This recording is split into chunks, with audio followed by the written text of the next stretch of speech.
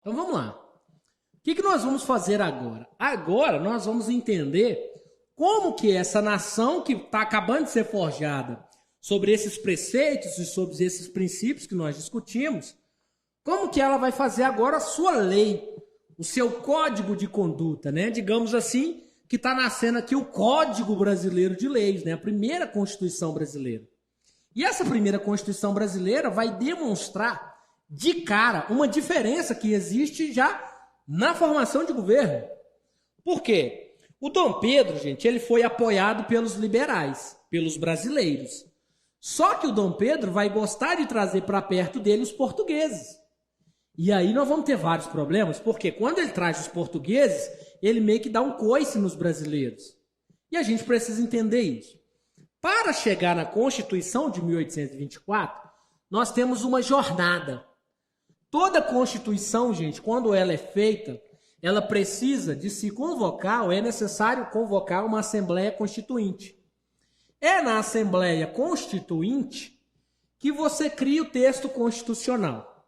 A primeira Assembleia Constituinte, ela foi convocada com características liberais. Então, ela foi intitulada de Assembleia Constituinte Liberal. Nela estavam presentes, esse liberal aqui, ó, estava presente os brasileiros. Lembram? Quando eu colocar aqui brasileiros, vocês têm que lembrar do Partido Brasileiro. Estavam presentes os brasileiros. E aí, dentro dessa proposta de Assembleia Constituinte, os brasileiros criaram uma Constituição liberal baseada nas ideias iluministas. Nossa, ótimo! Só que depende. Porque a Constituição liberal, ela previa uma ideia de uma Constituição com 3 poderes. Vamos lembrar que essa Constituição de 3 poderes, ela era baseada na figura de um camarada chamado Montesquieu, que é um dos iluministas. Os 3 poderes de Montesquieu eram justamente o executivo, o legislativo e o judiciário. Então, esses eram os poderes de Montesquieu. O grande problema que a gente vê na Constituição é que não é reservado em nenhum dos poderes um poder diferente para o imperador. Ele seria o executivo. Mas, para a lógica iluminista, o executivo, o legislativo e o judiciário, uns fiscalizam os outros. Não existe um poder maior aqui. E ainda, essa Constituição liberal, ela previa no seu texto maior autonomia para as províncias. O que são províncias, Anderson? São os estados. Os liberais, os brasileiros não eram idiotas. Se você dá autonomia para o estado, ele funciona sozinho. E aí isso foi apresentado para o Dom Pedro, inclusive alguns liberais foram presos por conta dessa Constituição, porque essa Assembleia Constituinte ela não reservava a Dom Pedro nenhum poder específico. Por isso, essa Assembleia será o quê? Anulada. Então, não teremos uma Constituição liberal. Teremos uma Constituição conservadora. Dom Pedro, então, convoca a segunda Assembleia Constituinte. A segunda Assembleia Constituinte, tendencialmente, será dirigida pelos portugueses. Se ela é dirigida pelos portugueses, ela é uma Constituição conservadora. E esses portugueses fizeram questão de colocar uma lógica conservadora na Constituição. Primeiro, que era uma Constituição com 4 poderes. Já está extrapolando Montesquieu. O brasileiro gosta de extrapolar, né? Dentro dos poderes estabelecidos nessa Constituição aqui, ó, 3 deles nós conhecemos, que é o judiciário, o legislativo e o executivo. São os 3. Esses 3 poderes aqui, ó, comungam de uma ideia liberal. Então são 3 poderes liberais. Porém, entretanto, existia na Constituição dos portugueses um poder específico para o imperador, que era o denominado poder moderador. E esse poder moderador faz com que Dom Pedro I caia na ideia de déspota esclarecido. Como assim, Anderson? Lembra o que é despotismo esclarecido? Um déspota esclarecido é um cara que pensa em algum momento de forma liberal, porém tem um superpoder que interfere no poder liberal. Automaticamente ele é um rei absoluto que parece ser um rei liberal. Entenderam? Pois é isso aqui. Ele é um despotismo esclarecido.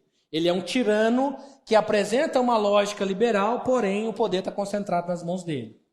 Além disso, essa Assembleia Constituinte ainda vai criar outro parecer. Ela vai colocar dentro da Constituição brasileira o que nós chamamos de regime de padroado e vai aparecer também dentro da Constituição brasileira o beneplácito. Isso tem que ficar... Como é que fala? Isso tem que ficar entendido por vocês, né? O que seria o regime de padroado? As indicações que o Dom Pedro faria para as igrejas, por exemplo, indicação de padres. Então, o imperador poderia indicar os padres, os bispos, aqueles que levam a igreja para frente. Isso é um.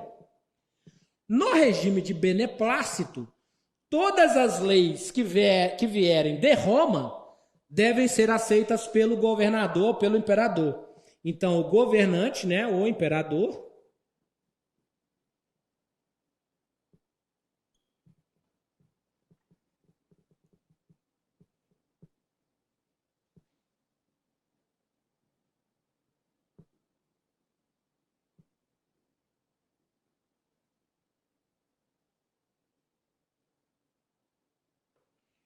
o imperador é quem aceita ou não as regras do Vaticano. Imagina que o Vaticano criou uma regra lá. O imperador não quer aceitar, ele não é obrigado a aceitar. Mas se eu estou falando de um Estado católico, normalmente o imperador ele vai aceitar as regras, tá? E aí você cria isso aí. O governo, nessa Constituição, vai ser extremamente centralizado. Nós vamos colocar o poder na mão dele, né? Ainda ali na segunda Assembleia Constituinte, porque é ela que forma a Constituição brasileira, né?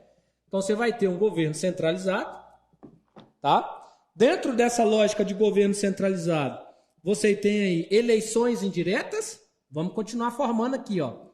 Governo centralizado, ou seja, as províncias quase não podem fazer nada. Eleição indireta para o parlamento brasileiro. O Senado é vitalício, tá parecendo Roma. Senado vitalício, Roma no Império Romano, tá? Só para vocês não confundir. Lá no Império Romano onde esses caras foram. Beleza? O voto masculino aberto e censitário. Voto masculino aberto e censitário. Ou seja, quer dizer que tem uma classe que vota e outra que não vota. E além disso, igualdade jurídica entre brasileiros e portugueses. Ou seja, ambos eram vistos da mesma forma, tanto brasileiros quanto os portugueses. Beleza? Igualdade jurídica. Então essas são as características aí da Constituição, tá? Igualdade jurídica que leia-se também, né? Política. Ou seja, esses caras podem tudo que o brasileiro pode. Ele pode ser candidato, ele pode ser político, ele pode ser o que quiser. E manutenção da escravidão. É uma Constituição que mantém a escravidão. Essas são as regras constitucionais da Constituição de 1824. Essa Constituição de 1824 ela é baseada na segunda Assembleia Constituinte, que é a Assembleia Constituinte que traz para dentro do governo os portugueses. Por isso você tem uma Constituição tão conservadora, tá? Tão cheia dos milindres e dos meandros aí do processo do Brasil Império. Há de se entender e há de se saber que o fato da primeira Assembleia Constituinte ter sido destravada, ter sido anulada pelo Dom Pedro I, coloca os liberais como adversários diretos de Dom Pedro I. E esses processos vão colocar aí o Dom Pedro I na crista da onda. Acabou de começar o Império e nós já vamos ter processos de crise no Império Brasileiro. Mas as crises que vão acontecer no Império Brasileiro, nós falaremos no próximo vídeo. Não saia daí.